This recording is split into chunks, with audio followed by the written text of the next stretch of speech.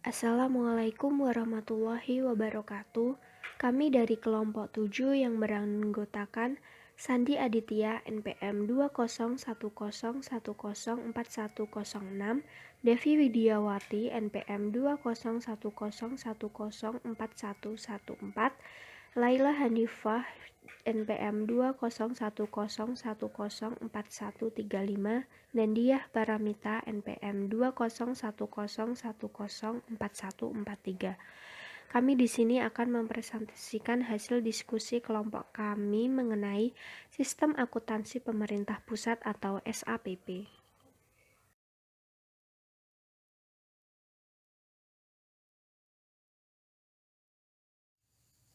Pengertian Sistem Akuntansi Pemerintah Pusat atau SAPP. Sistem Akuntansi Pemerintah Pusat atau SAPP adalah sistem terpadu yang menggabungkan prosedur manual dengan proses elektronis dalam pengambilan data, pembukuan dan pelaporan semua transaksi keuangan, aset, utang, dan ekuitas seluruh entitas pemerintah pusat. SAPP ini digunakan untuk menghasilkan laporan keuangan pemerintah pusat atau LKP yang terdiri dari yang pertama, Sistem Akuntansi Bendahara Umum Negara. Sistem Akuntansi Bendahara Umum Negara merupakan serangkaian prosedur manual maupun yang terkomputerisasi mulai dari pengumpulan data, pencatatan, pengikhtisaran, sampai dengan pelaporan posisi keuangan dan operasi keuangan yang dilaksanakan oleh Menteri Keuangan selaku Bendahara Umum Negara dan pengguna anggaran dari bagian anggaran perhitungan dan pembiayaan atau BAPP. Yang kedua, Sistem Akuntansi Instansi. Sistem akuntansi instansi merupakan serangkaian prosedur manual maupun yang terkomputerisasi mulai dari pengumpulan data, pencatatan, pengikhtisaran, sampai dengan pelaporan posisi keuangan dan operasi keuangan pada kementerian negara atau lembaga digunakan untuk keperluan internal organisasi disebut akuntansi manajemen. Yang ditunjukkan untuk pihak luar dikenal sebagai akuntansi keuangan. Sistem akuntansi pemerintah ini dilaksanakan oleh Menteri Keuangan selaku pengelola fiskal dan wakil pemerintah dalam kepemilikan kekayaan negara yang dipisahkan. Sistem akuntansi bendahara umum negara memproses data transaksi utang pemerintah, investasi pemerintah, penerimaan dan pengeluaran pembiayaan, kas umum negara, dan akuntansi umum. Sedangkan sistem akuntansi informasi memproses data transaksi keuangan, barang, dan transaksi lain yang dilaksanakan oleh kementerian negara atau lembaga.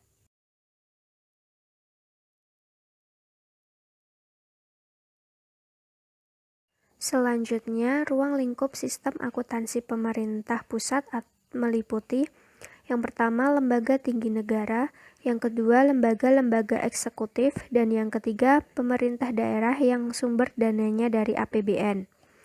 Kemudian, ruang lingkup sistem akuntansi pemerintah pusat tidak termasuk yang pertama, pemerintah daerah, yang kedua, lembaga keuangan negara, dan yang ketiga, BUMN atau BUMD.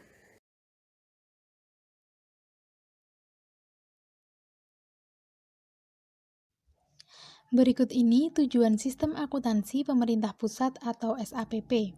Yang pertama, untuk menjaga aset pemerintah pusat dan instansi-instansinya melalui pencatatan, pemrosesan, dan pelaporan transaksi keuangan yang konsisten sesuai dengan standar dan praktik akuntansi yang diterima secara umum.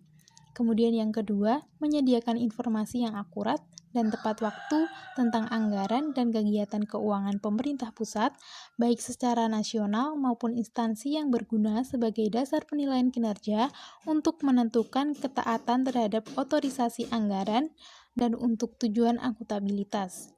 Kemudian yang selanjutnya, menyediakan informasi yang dapat dipercaya tentang posisi keuangan suatu instansi dan pemerintah pusat secara keseluruhan. Kemudian yang terakhir yaitu menyediakan informasi keuangan yang berguna untuk perencanaan, pengelolaan, dan pengendalian kegiatan dan keuangan pemerintah secara efisien.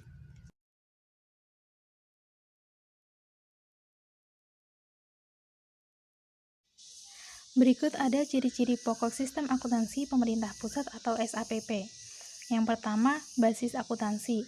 Basis akuntansi yang digunakan dalam laporan keuangan pemerintah adalah basis kas untuk pengakuan pendapatan, belanja, dan pembiayaan dalam laporan realisasi anggaran, dan basis akrual untuk pengakuan aset, kewajiban, dan ekuitas dalam neraca.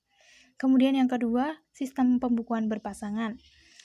Sistem pembukuan berpasangan di sini didasarkan atas persamaan dasar akuntansi, yaitu aset sama dengan kewajiban ekuitas dana. Setiap transaksi dibukukan dengan mendebit sebuah perkiraan dan mengkredit perkiraan yang terkait. Kemudian yang ketiga, dana tunggal. Kegiatan akuntansi yang mengacu kepada UU APBN sebagai landasan operasional. Dana tunggal ini merupakan tempat di mana pendapatan dan belanja pemerintah dipertanggungjawabkan sebagai kesatuan tunggal. Kemudian yang keempat, desentralisasi pelaksanaan akuntansi. Kegiatan akuntansi dan pelaporan keuangan di sini di instansi dilaksanakan secara berjenjang oleh unit-unit akuntansi baik di kantor pusat instansi maupun di daerah. Kemudian yang kelima, bagan akun standar. APP menggunakan akun standar yang ditetapkan oleh Menteri Keuangan yang berlaku untuk tujuan penganggaran maupun akuntansi. Kemudian yang terakhir, standar akuntansi pemerintah atau SAP. APP mengacu pada standar akuntansi pemerintahan atau SAP dalam melakukan pengakuan penilaian, pencatatan, penyajian, dan pengungkapan terhadap transaksi keuangan dalam rangka perencanaan, pelaksanaan anggaran, pertanggungjawaban, akuntansi, dan pelaporan keuangan.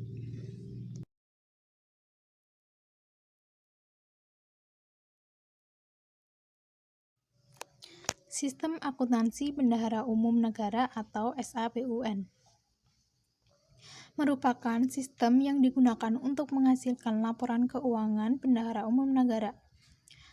SABUN terdiri dari yang pertama, Sistem Akuntansi Pusat atau SIAP.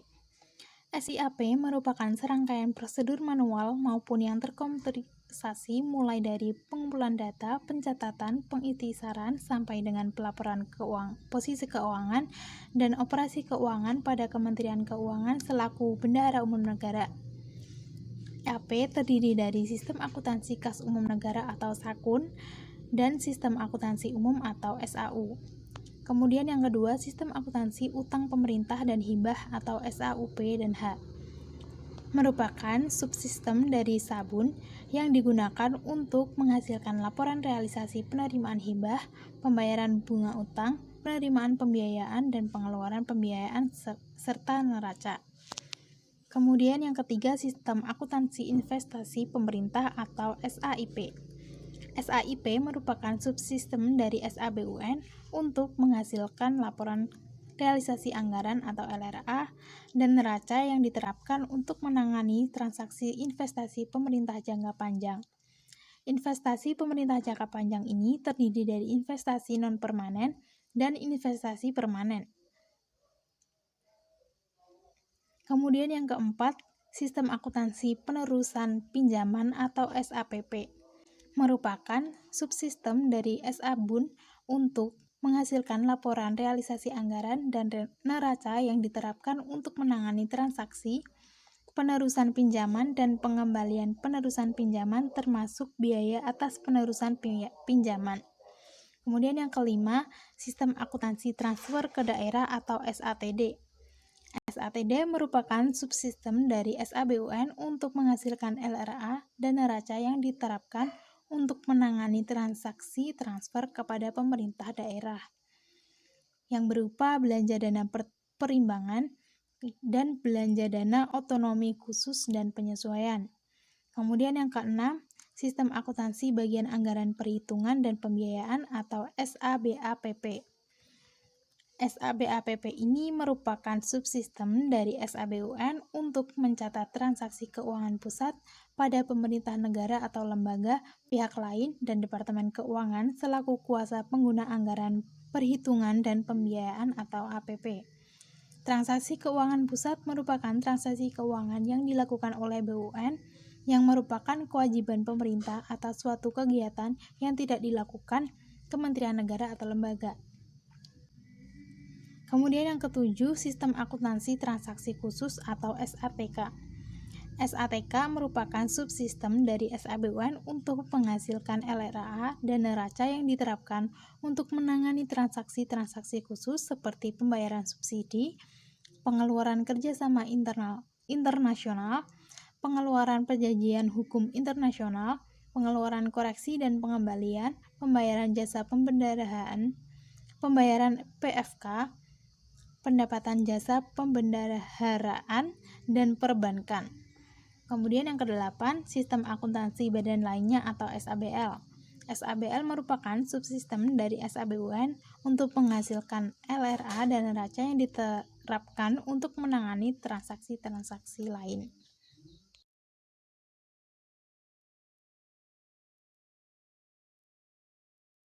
Penyusunan anggaran pendapatan dan belanja negara. 1. Pemerintah pusat menyampaikan pokok-pokok kebijakan fiskal dan kerangka ekonomi makro tahun anggaran berikutnya kepada Dewan Perwakilan Rakyat. 2. Berdasarkan kerangka ekonomi makro dan pokok-pokok kebijakan fiskal, pemerintah pusat bersama Dewan Perwakilan Rakyat membahas kebijakan umum dan prioritas anggaran untuk dijadikan acuan bagi setiap kementerian negara atau lembaga dalam penyusunan usulan anggaran. 3. Dalam rangka penyusunan rancangan APBN, menteri atau pimpinan lembaga selaku pengguna anggaran atau pengguna barang menyusun rencana kerja dan anggaran kementerian negara atau lembaga tahun berikutnya. 4. Rencana kerja dan anggaran atau RKA disusun berdasarkan prestasi kerja yang akan dicapai dan disertai dengan perakiraan belanja. 5. RKA disampaikan kepada Dewan Perwakilan Rakyat untuk dibahas dalam pembicaraan pendahuluan rancangan APBN.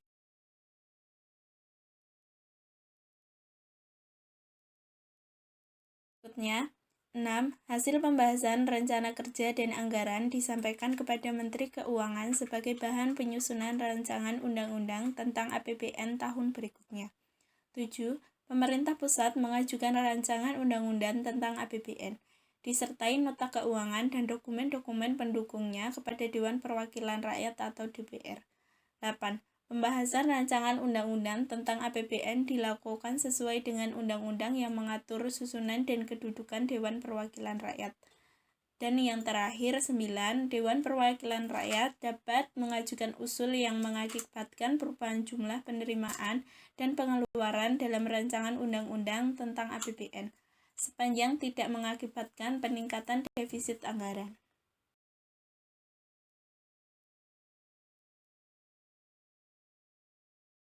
Siklus akuntansi pemerintah pusat terdiri dari tahapan sebagai berikut. 1. Penyusunan neraca awal. Tahapan ini merupakan tahapan paling awal dan merupakan dasar dimulainya transaksi. Sesuai dengan buletin teknis neraca awal dari Komite Standar Akuntansi Pemerintahan, hasil akhir tahap ini adalah neraca yang berisikan informasi aktiva, pasiva, dan ekuitas dana.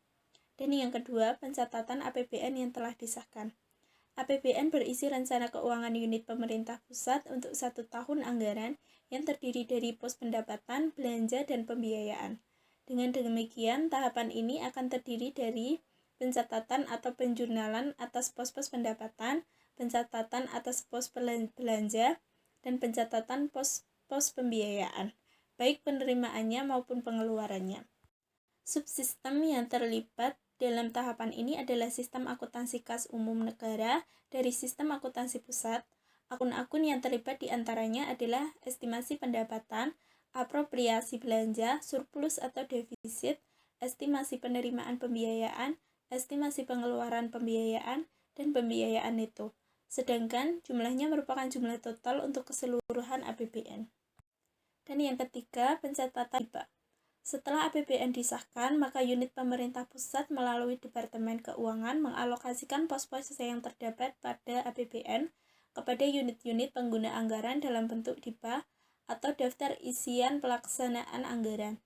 DIPA tersebut oleh sistem akuntansi pusat akan dicatat dalam subsistem akuntansi umum dan oleh instansi pengguna anggaran akan dicatat dalam sistem akuntansi instansi. Akun-akun yang terlibat diantaranya estimasi pendapatan yang dialokasikan, alotmen belanja, estimasi penerimaan pembiayaan yang dialokasikan, apropriasi pengeluaran pembiayaan, dan piutang atau utang kas umum negara. Dan yang keempat yaitu pencatatan transaksi pendapatan, belanja, dan pembiayaan. Sistem akuntansi kas umum negara akan terlibat jika transaksi yang terjadi berkaitan dengan kas umum negara. Sistem akuntansi umum akan terlibat jika transaksi yang terjadi merupakan transaksi yang mengubah nilai kekayaan bersih, dan sistem akuntansi instansi akan terlibat jika transaksi yang terjadi merupakan transaksi yang merubah nilai kekayaan bersih instansi yang bersangkutan. Tahapan ini mempunyai variasi transaksi yang sangat beragam, karena tahapan ini meliputi realisasi atas seluruh pos yang ada dalam anggaran, sehingga akun-akun yang terlibat akan sangat banyak, tergantung kejadian akuntansinya.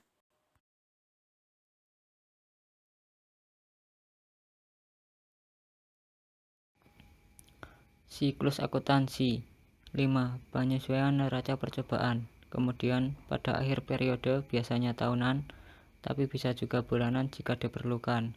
Suatu neraca percobaan disusun yang merupakan pencerminan keseluruhan transaksi selama periode yang bersangkutan. 6. Pembuatan jurnal penyesuaian. Seperti halnya akuntansi komersial, di dalam akuntansi pemerintah pusat ada kemungkinan diadakan penyesuaian-penyesuaian yang menyangkut hak atau kewajiban keuangan untuk periode yang bersangkutan. 7. Pembuatan jurnal penutup. Jurnal penutup diperlukan dalam rangka memilih akun-akun mana yang muncul di laporan realisasi anggaran dan akun-akun mana yang akan muncul di neraca. 8. Penyusunan laporan keuangan. Berdasarkan proses tersebut di atas, akhirnya dapat disusun suatu laporan keuangan lengkap yang terdiri dari neraca, laporan realisasi anggaran, dan laporan arus kas.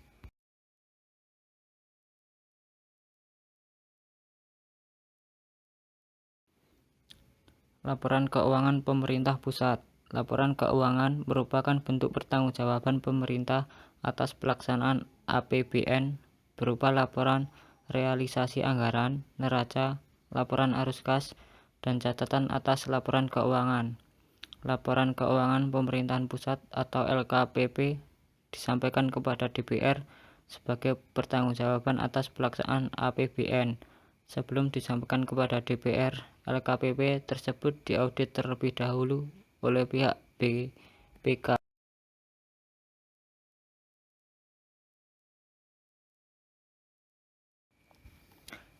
Jenis laporan keuangan pemerintah pusat. 1.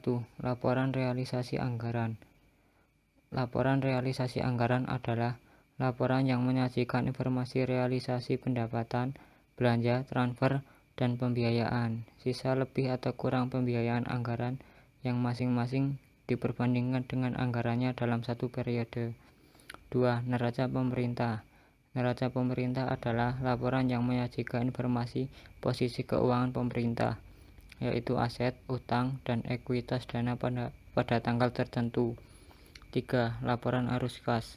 Laporan arus kas adalah laporan yang menyajikan informasi arus masuk dan keluar kas selama periode tertentu, yang diklasifikasikan berdasarkan aktivitas operasi, investasi aset non-keuangan, pembiayaan, dan non-anggaran. 4. Catatan atas laporan keuangan.